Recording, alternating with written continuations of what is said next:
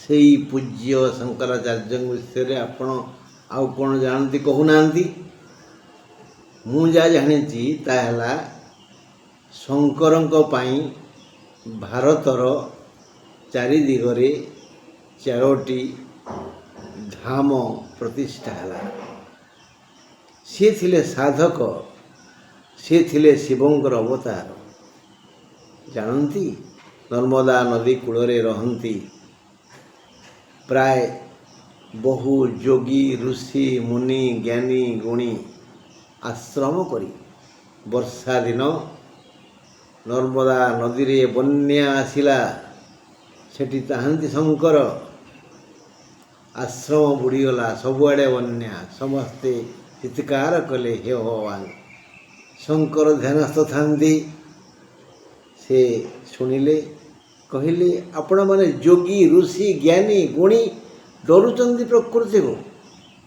ସେମାନେ ପରିହାସ କଲେ, ନାଇଁ, ମୋତେ ଗୋଟିଏ ମାଠିଆ ଦିଅନ୍ତୁ, ନୂଆ ମାଠିଆ। ଯାହା ହଉ, ଭାଗ୍ୟ ଭଲ, ନୂଆ ମାଠିଆଟେ ମିଳିଗଲା। ସିଏ ସେ ମାଠିଆକୁ ଜଳ ସ୍ରୋତ ଆଡ଼କୁ ମୁହଁ କରି ରଖିଦେଲେ। କ'ଣ ସେ କଲେ?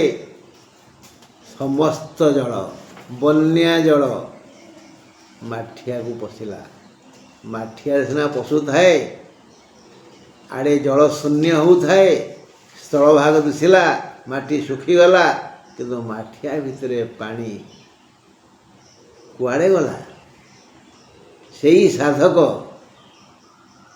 ସାଧକ କହିଲେ ଯେ ଆମେ ସମସ୍ତେ ଦେହ, ଜୀବ ଅଛି ବୋଲି ଆମେ ସମସ୍ତେ ଦେହ, ଆମେ ସମସ୍ତେ ଶରୀର।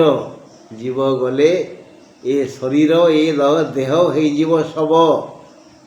ହେଲେ ଏ ଦେହ ଭିତରେ ଯିଏ କହୁଛି ମୁଁ, ଆମେମାନେ, ଯିଏ ଦେହକୁ ଚଳଉଛି, ସେ ହେଲା ଦେହୀ, ସେ ହେଲା ଶରୀରୀ, ସେ ହେଲା ଆତ୍ମା।